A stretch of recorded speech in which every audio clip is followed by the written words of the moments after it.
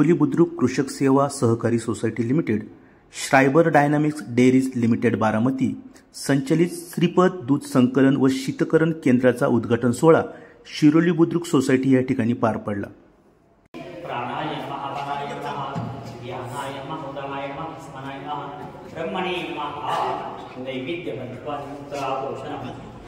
प्रक्षालनं समर्पयामि, रोद्वर्तनार्थे चंदनं समर्पयामि, प्रार्थनापूर्वक नमस्कारं समर्पयामि। ओ संजू आरतीला या ना, मी एकटाच या दोन चार जणांना भद्रं कर्णेषु देवा भद्रं पश्यमाचर्वीर्यते पितृक्रा स्थिरेणस्तुत्वासस्तनोर्वीर्षेमदेवहितं यदायुः। ॐ स्वस्ति नमो इन्द्रवृद्धश्रवाः, स्वस्ति न पूषा विश्ववेदाः, स्वस्ति नमस्तरिष्टनेमिः, स्वस्ति नो बृहस्पतिर्दधातु। ॐ शान्ति शान्ति शान्ति।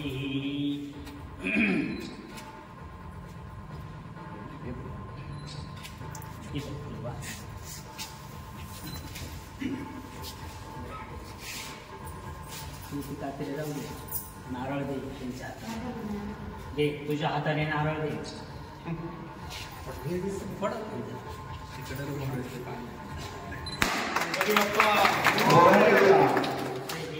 कात्रीचं ताट त्यांच्याकडे दे,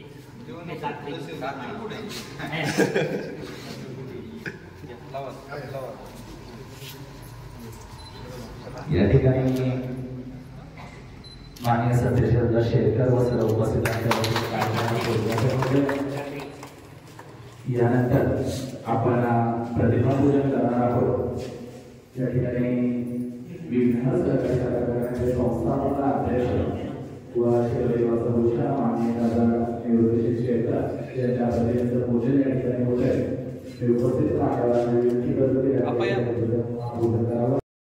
कार्यक्रमाच्या निमित्तानं पुन्हा एकदा सर्वांचं सहर्ष स्वागत करून श्रीपद दूध संकलन व शेतकऱ्यांना केंद्राच्या उद्घाटन प्रसंगी उपस्थित राहिलेले डायनामिक्स डेअरीचे माननीय श्री जाधव साहेब यांना मी विनंती करतो की आपण या शेतकऱ्यांना केंद्राच्या संदर्भातील माहिती उपस्थितांना द्यावी। माननीय श्री जाधव साहेब। शेतकऱ्याचं दूध ताबडतोब इथं आलं पाहिजे आणि ते ताबडतोब गार झालं पाहिजे, जेणेकरून दुधाची क्वालिटी त्या ठिकाणी मेंटेन होईल आणि त्या ठिकाणी अशा पद्धतीचे पदार्थ बनवत आहेत। म्हणून आम्ही बल्कची सिस्टीम महाराष्ट्रामध्ये राबवणारी किंवा आणणारी एकमेव आपली डेअरी आहे की त्याचा उद्देश आहे की शेतकरी अर्धा तासामध्ये त्याचं दूध घेऊन इथं आलं पाहिजे, त्याचं वजन इथं झालं पाहिजे, त्याची क्वालिटी चेक झाली पाहिजे, जेणेकरून त्याला सगळं त्यातल्या दुधातलं जी काय घटक आहे त्याला कळेल। आणि पहिलं आम्ही जेव्हा हे सगळं वजन काटा असेल, बाकीचं ऑनलाईन सिस्टीम असेल, तेव्हापासून आम्ही चालू केलं। मला खरंच सांगायला आश्चर्य वाटेल, जेव्हा शेतकऱ्यांना ह्या पद्धतीचं चालू केलं, पूर्वी तर सिस्टीम अशी होती की लिटरनं माप घ्यायचं आणि शेतकऱ्यांना महिन्याला 2 महिन्याला पेमेंट मिळायचं। शेतकऱ्यांना कधीच त्यांच्या दुधाचा हिशोब लागत नव्हता। मग मला दूध धंदा परवडत नाही, मला हे परवडत नाही, असे शेतकऱ्यांचं सगळ्यांचं म्हणणं होतं। जेव्हा आम्ही हे चालू केलं, लोकांना थेंबाथेंबाचं तिथं मोजमापाचे पैसे मिळायला लागले। 10 रुपये ज्या ठिकाणी शेतकऱ्याला मिळत होते ते ऑटोमॅटिक 15 रुपये मिळायला लागले त्यांना।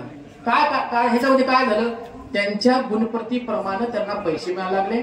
10 दिवसाला त्यांना पेमेंट मिळायला लागले। कंपनी 1994 ला चालू झाल्यापासून आज तागायत एकही दिवस असा झाला नाही की त्या शेतकऱ्यांना किंवा बल्कलो चालकांना फोन करावा लागला की आमचं पेमेंट आज उशिरा झालंय।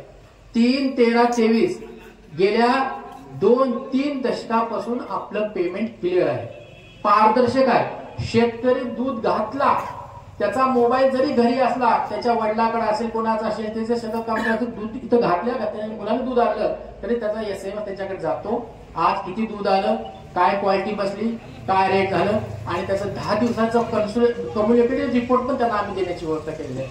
हे सर्व आज सिस्टम झालेले आहे। त्याच्यानंतर सुद्धा ह्याच्यात बदल करत गेलो आम्ही। 5 लाखाच्या कंपनीची आज 10 लाख झाली, 15 लाखाची आम्ही क्षमता झाली। मोठमोठे ज्या कंपन्या आहेत, ज्या वर्ल्ड वाईड काम करतात, त्याच्यामध्ये नेस्ले असेल, ॲबॉट असेल, ब्रिटानिया असेल, हे सर्व आपल्या बरोबर काम करतात। एवढं काम करतात असं नाही, त्यांचे मोठमोठे अधिकारी येऊन बल्कुलला व्हिजिट करतात, इथलं कामकाज बघतात, इथली सगळी स्वच्छता बघतात. तर हे सगळं काम चालू झालंय. आता तुम्हाला माहितीच आहे, कोरोनाच्या काळापासून आपण सगळं जग ह्याच्यामध्ये भयानक प्रमाणात आपण सगळं भोगलेलं आहे.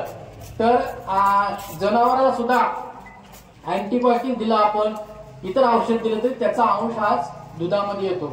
आणि त्या दुधामध्ये आल्यानंतर अँटीबायोटिकचं आपण कन्झम्पशन किंवा दुधामध्ये आलं की त्याच्या माणसाच्या शरीरावर त्याचा परिणाम व्हायला लागला, माणसाची कार्यक्षमता कमी व्हायला लागली, प्रतिकार शक्ती कमी व्हायला लागली. म्हणून ठीक आहे, जनावर आहे, माणूस आहे, आजारी पडतो, त्याला ट्रीटमेंट द्यायलाच पाहिजे. पण ह्यामध्ये सुद्धा शेतकऱ्यांना मोठ्या प्रमाणात त्याला खर्च होतो. म्हणून कंपनीनं गेल्या काही वर्षापासून आयुर्वेदावर आम्ही गेलो. म्हणजे शेतकऱ्यांना एखाद्या गायीला जर आजार झाला तर तो मेडिसिन न देता आयुर्वेदिक दिलं पाहिजे.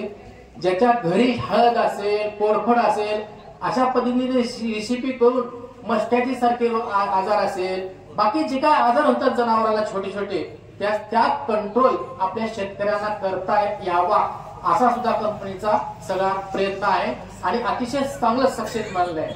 आम्ही आज इथं बल्ब चालू केला, आमचं काम झालं असं आमचं नाही. ह्याच्यानंतर आमची वेटरनरीची टीम असेल, आमची बाकी एक्सटेन्शनची टीम असेल, सगळ्या शेतकऱ्यांना भेटतो. आम्ही शेतकऱ्यांच्या गोट्यावर जातो, त्या गोट्यामध्ये आम्हाला काय बदल करायला पाहिजे हे शेतकऱ्यांना आम्ही शिकवतो, सांगतो. जर त्याचा 100 रुपये खर्च येत असेल तर तो 50 रुपये कसा येईल, त्याचा खर्च कमी कसा करता येईल त्या गोट्यावर होणारा, त्या गायीला किती वेळेस पाणी पाजायला पाहिजे, किती वेळेस चारा घालायला पाहिजे हे आम्ही सांगतो. छोट्या छोट्या गोष्टी ज्या तुमच्या चुका होत्या त्या आम्ही आज याच ठिकाणी सुधारण्याचा प्रयत्न करतो. त्यामुळे शेतकऱ्यांना सुद्धा ह्याच्यामध्ये चांगला रिझल्ट मिळतोय. तुम्हाला आता गुंजाळवाडी, तुम्ही तुमच्या भागामध्ये बल्कुल आहे, गुंजाळवाडीला जेव्हा आम्ही उद्घाटन केलो, असंच संध्याकाळचं उद्घाटन झालं, पहिल्या दिवशी 200 लिटर दूध आलं. मित्र हो, पहिल्या दिवशी 2000ची टाकी लावली होती, 2000चं दूध आज कंप्लीट झालं, दुसरी टाकी तिथे लागलेली आहे. मला गॅरंटी आहे ह्या ठिकाणी सुद्धा मला दुसरी आणि तिसरी टाकी 1 वर्षाच्या आत लावण्याची 100% मला या ठिकाणी क्षमता आहे. तर आपल्याला ह्या ठिकाणी फक्त दूध गोळा करणं हे आपलं कंपनीचं काम नाही, कारण दूध हे मला स्वच्छ आणि सुरक्षित दूध पुरवठा करण्याची आपली सर्वांची जिम्मेदारी आहे. आम्हाला सगळ्यांना, मी सगळ्यांना मगाशी म्हणतोय अशा पद्धतीने आम्ही सगळ्यांना शेतकऱ्यांना एक पॉकेटमध्ये त्यांच्या ठेवता येईल असं पुस्तक बनवलं आहे. छोट्या छोट्या जनावरांवर होणाऱ्या रोगावर कसं नियंत्रण आणता येईल, त्यांच्या जनावरांची कार्यक्षमता कशी वाढवता येईल, दुधाची क्वालिटी कशी वाढवता येईल, हे आम्ही प्रशिक्षण देऊन किंवा व्हिडिओ कॉन्फरन्स आम्ही इथं वेळोवेळी करणार आहे. आणि मला शेतकऱ्यांना एकच विनंती आहे, आम्ही आता बऱ्याच ठिकाणी आपण बघतो दुधामध्ये भेसळ येते, पाणी येते, साखर येते, सगळ्या प्रकारचं आम्ही इथं सगळी यंत्रणा आम्ही कडक राबवतो. आमचं इथं बल्ब झाल्यानंतर सुपरवायझर येऊन टेस्टिंग करतो, सगळ्या टेस्टिंग करतो. निगेटिव्ह लागलं तर आम्ही दूध उचलतो. पहिली गोष्ट, दूध उचलल्यानंतर ह्या बल्बपुड्याचं सॅम्पल कंपनीमध्ये जाते, कंपनीमध्ये टँकर चेक केल्याकडे बल्बपुड्याचं पण आम्ही सॅम्पल चेक करतो आणि इतर शेतकऱ्यांचं पण आम्ही सॅम्पल चेक करतो. समजा एखाद्या जनावराला काही असेल, क्वालिटी कमी येत असेल तर त्यांना ते आम्ही मार्गदर्शन करतो. इव्हन आम्ही मध्यंतरच्या काळामध्ये मिल्क व्हॅन चालू केलेली आहे. शेतकरी आल्यानंतर त्यांनी इथली सिस्टीम आणि त्या आमच्या असणाऱ्या फिरती आपण प्रयोगशाळा म्हणतो ती पण आम्ही क्रॉस व्हेरिफिकेशन करतो. त्यांच्या जनावरांचं इंडिव्हिज्युअल काही अडचण असेल तर ती चेक करतो. ह्या सगळ्या गोष्टीची सर्वांगीण असं जी सिस्टीम आहे, सिस्टीम आम्ही राबवतो. त्यामुळे शेतकऱ्याचं 100 लिटर दूध असेल तर त्याचं 200 व्हायला, 300 व्हायला ह्या ठिकाणी मदत होते. आणि सगळं आपला त्यात पारदर्शक व्यवहार आहे. दर आम्ही पेमेंट आमचं कंटिन्यू आहे. दीपावलीला आम्ही आज तर गेल्या 20 वर्षापासून बोनस देतो शेतकरी, कारण कर्मचाऱ्यांना पण बोनस मिळते, शेतकऱ्यांना पण त्याच्या हक्काचा बोनस मिळाला पाहिजे. जे शेतकरी आम्हाला वर्षभर दूध पुरवठा करतात त्याच्यासाठी पण आम्ही बोनस देतो. स्वतः उद्घाटनाच्या निमित्तानं उपस्थित असलेले विघ्न सहकारी साखर कारखान्याचे चेअरमन, तसेच डायनॅमिक डेअरीच्या निमित्तानं या ठिकाणी दादा साहेब आणि त्यांची टीम या ठिकाणी उपस्थित आहे, त्या सर्वांचं आणि सर्व आपले ग्रामस्थ मंडळी हे सगळे उपस्थित आहे, या सर्वांचं या ठिकाणी स्वागत करतो, अभिनंदन करतो. तसं पाहिलं तर मी काही दूध उत्पादक शेतकरी नाही आणि मलाच सांगितले काय शुभेच्छा म्हणून, शुभेच्छा तर तुम्हाला नक्कीच देतो. परंतु एक धवल क्रांती म्हणून 1969-70च्या दरम्यानमध्ये शासनाची पॉलिसी या माध्यमातून राबवण्याची सुरुवात केली आणि ती सुरुवात केल्याच्या नंतर दूध फार कमी होतं. पंजाब हरियाणामधून गायी इकडे आणत होते. काही गायी न्यूझीलंड, डेन्मार्क वगैरे त्या भागातून या ठिकाणी आपल्याकडे इम्पोर्ट केल्या जात होत्या आणि त्याच्यातून मग दूध आपल्याकडे फार दूध कमी होतं. प्रश्न दूध तयार करण्याचा झाला, भरपूर दूध तयार झालं आणि ते दूध असं करायचं काय असा प्रश्न निर्माण झाला आणि मग हे असे डायनॅमिक डेअरीवाले तयार झाले आणि खरोखरच ती एक पॉलिसी वेगळ्या पद्धतीने राबवली की झालेलं दूध आता तयार तर झालंय, मग आता उत्पादन कमी करायचं का तर नाही, ते तर झालं पाहिजे आणि म्हणून त्याच्यापासून बाय प्रॉडक्ट्स तयार करणं. परंतु आता अलीकडे एक महिन्यामध्ये एक बातमी वाचली होती की जवळजवळ काही 1000 टन जी काही भुकटी आहे दुधाची ती एक्सपोर्टसाठी ठेवलेली आहे, परंतु तिला एक्सपोर्ट पण होत नाही आणि तीच जास्त झालेली आहे. तिचं डिस्पोजल कसं करायचं असा प्रश्न काहीतरी निर्माण झाल्याचं ऐकलं होतं. म्हणजे एकूणच दुधाच्या पासून त्याच्याशिवाय अधिक काही तुम्हाला करता येतं का हे पाहिलं पाहिजे. आणि श्रीपद दूध संकलन व शीतकरण केंद्र या केंद्राच्या उद्घाटनाच्या निमित्तानं उपस्थित असलेले सायबर डायनॅमिक्स डेअरीचे जाधव साहेब, वाबळे साहेब, सस्ते साहेब, प्रवीण शेठ महाले, अविनाश पुरवे साहेब, वकील साहेबांनी आपल्याला या ठिकाणी शुभेच्छा दिलेल्या आहेत. सुनील शेठ मेयर या ठिकाणी उपस्थित आहेत. दीपक शेठ परदेशी या ठिकाणी उपस्थित आहेत. सर्व शिरोलीतील काका आहेत, बरोडे साहेब आहेत, खंडे साहेब आहेत, आमचे शोधरी स्वतःचे जे सर्व संचालक मंडळी या ठिकाणी उपस्थित आहेत. खरं तर नव्याने या ठिकाणी या संकलन केंद्राची सुरुवात होती. साहेब खरं तर तुम्हाला धन्यवाद देतो. आमच्या शेतकऱ्यांच्या दृष्टीने एक पर्वणीच या ठिकाणी आहे. आमच्याकडे अजून एक डेअरी आहे अमोल म्हणून, तर ती आल्यामुळे आमच्या शेतकऱ्यांना फायदा झाला आणि खरं तर शेतकऱ्यांनी दुधाचं प्रोडक्शन वाढवलं, गाय आल्या आणि रेट पण चांगला मिळतो आम्हाला तिथं. म्हणजे आज मालाचा आज 65 रुपये रेट मिळाला माझ्या म्हणजे म्हशीच्या दुधाचा, गाईचा आणि गाईचा पण 35 ते 32, 28, 32 रुपयापर्यंत गाईचा पण त्या ठिकाणी चांगल्या पद्धतीचा रेट आहे, तो मिळतोय आम्हाला.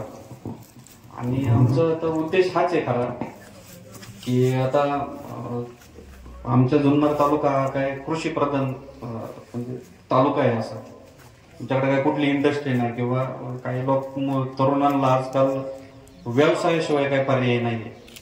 त्यामुळे काहीतरी शेतीच्या निगडीत व्यवसायाकडे आमची सगळे तरुण आता वाटचाल करतोय. मग आता समजा शरद आहे, शरदने डेअरी टाकली, ती शरदची शेती पण आहे, बाकीचे पण व्यवसाय करतोय आणि शेतीच्या निगडीत म्हणून हा व्यवसाय या ठिकाणी चालू केला. आणि आता तरुण सुद्धा आमचे आता शेतीच्या मध्येच नवीन नवीन व्यवसाय करण्याकडे आता त्या ठिकाणी वाटतोय. शिकलेला तरुण आमचा तालुक्यातच आहे आणि तो वाटचाल करतोय, चांगल्या प्रकारची शेती करतोय, आधुनिक शेती करतोय. मग ड्रीप असेल, स्प्रिंकलर असेल, कमी क्षेत्रात क्षेत्र कमी होत चाललेले, जशी लोकसंख्या वाढत चाललेली तसं शेतकरी सुद्धा त्याची जमीन सुद्धा कमी होत चालली. कारण विभाजन झाले, ज्याची 8 एकर होती त्याची 4 झाली, 4ची 2 झाली. मग 2 एकर मध्ये जास्तीत जास्त उत्पादन कसं घेतलं पाहिजे आणि त्याला साईड बिझनेस काहीतरी आपण केला पाहिजे, काहीतरी उपजीविका केली पाहिजे. म्हणून खरं तर हे सगळे व्यवसाय चालू केलेले आणि हे व्यवसाय चालू करायचा उद्देश आहे की आता तुम्ही तुमच्या संस्थेचं सगळी वाटचाल सांगितली, तुम्ही नक्की काय करताय, काय नाही, काय शेतकऱ्यांना. आमचं म्हणणं एकच आहे की आम्हाला आता आमच्यासाठी काय करणार हे महत्वाचं आहे आम्हाला. तर तुम्ही शेतकरी खरं तर ही जनावर सांभाळतो तर परिस्थिती फार अवघड आहे म्हणजे सांभाळायची पण. तर माणसं सांभाळायची तर अवघड झालंच आहे, पण आता जनावर सांभाळायचं पण अवघड आहे. आता त्याच्यातली बारामतीची, आता तुमची बारामतीची कुठले याची ते काय आता मला माहित नाही. आता जरा थोडीशी आम्हाला बारामतीची म्हटल्यानंतर जरा थोडीशी किती वकील साहेब बरोबर आहे किती मला वाटायला लागली. तर शेतकरी आमचा जनावर सांभाळतोय, त्याला आता योग्य पद्धतीचं मार्गदर्शन आता आमच्या परिसरामध्ये बऱ्यापैकी शेतकऱ्यांना दुधाचं प्रोडक्शन करायची सुरुवात जास्त झाली, मोठ्या प्रमाणात झालेली. याच्यातून नक्कीच फायदा आम्हाला होईलच.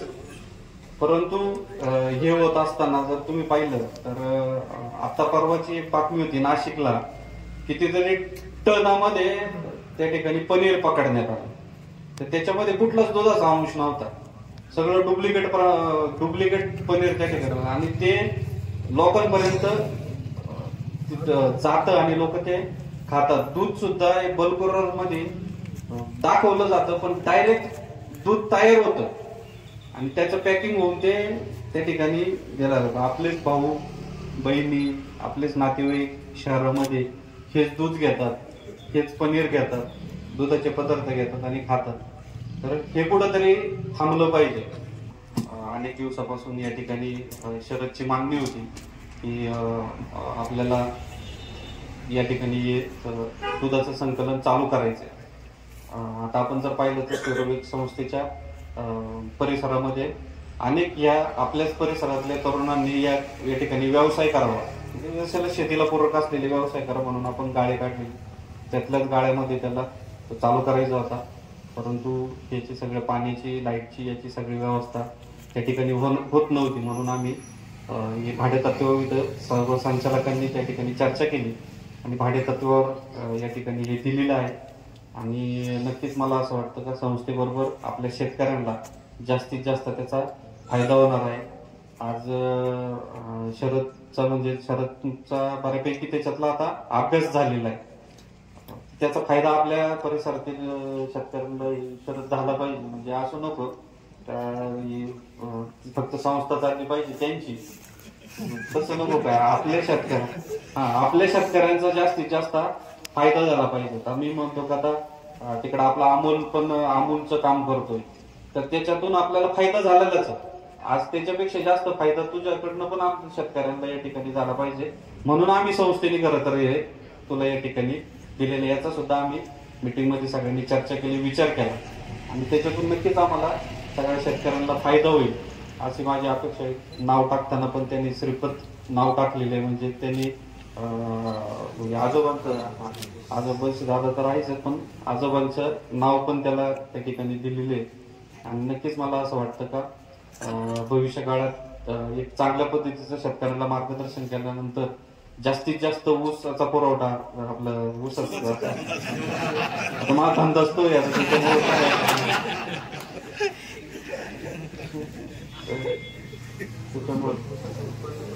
म्हणजे ऊस, मला सांगायचंय काय, जास्तीत जास्त ऊसाचा पुरवठा गायांना करू नका असं मला सांगायचंय. नाही तर फॅड बसणार नाही. तर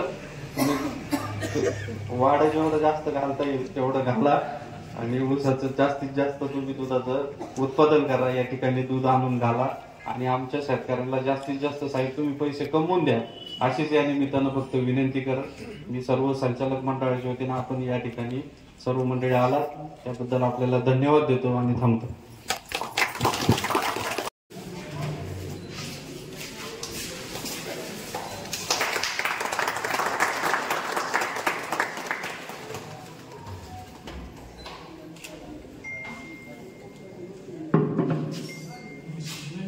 हे राहील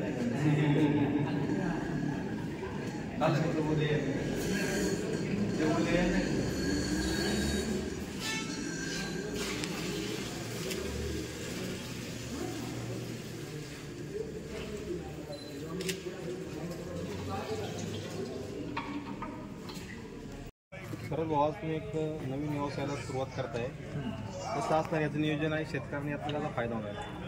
आता आपण या नवीन व्यवसायामध्ये पडत आहोत. याच्या अगोदर आपण गव्हर्नमेंट इलेक्ट्रिकल कॉन्ट्रॅक्टर आहोत. त्याच्यानंतर आपलं एक प्रोसेसिंग प्लॅन्ट आहे दुसऱ्या जिल्ह्यामध्ये.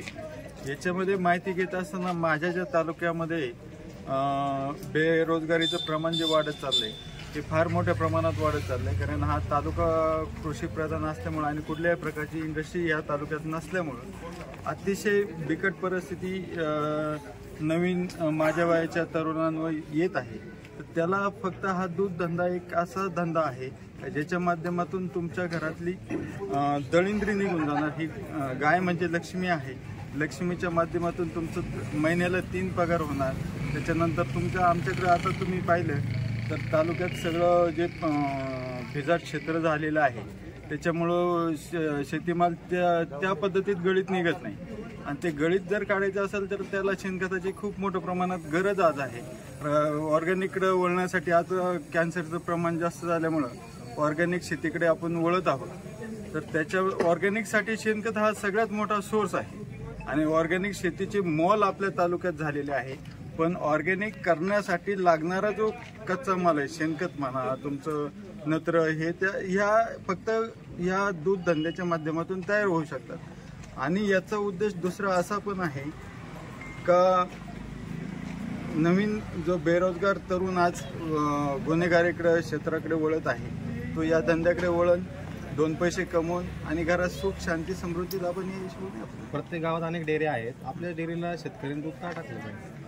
काय आपलं वेगळं? आपला वेगळा विषय असा आहे का आम्ही सायबर डायनॅमिक्स तर्फे 22 जे आजार होतात गायीसाठी, तर गायीच्या 22 आजारावर आयुर्वेदिक उपचार पद्धती कशी आणि याचं पूर्णपणे लॅब टेस्टिंगमधून आपल्या घरगुती उपाय कसे करायचे याचा आम्ही पूर्णपणे शेतकऱ्यांची जागृती, सुंदर आणि सुरक्षित दूध कसं येईल, गुणवत्ता कशी सुधारेल, बाकीचं प्रमाण कसं कमी होईल, मिक्सिंगचं याचा उद्देश ठेवून आपण मग अशी म्हणालात की बोनस देण्यात येणार, तो बोनस कशा पद्धतीचा असणार?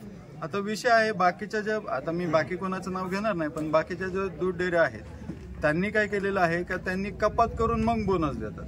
आमची कंपनी अशी आहे का ती विदाऊट कपात, म्हणजे तुमचा 1 रुपया पण आम्ही पगारातनं कधीच कापून घेणार नाही, पण तुम्हाला एक्स्ट्राचा बोनस आम्ही देणार.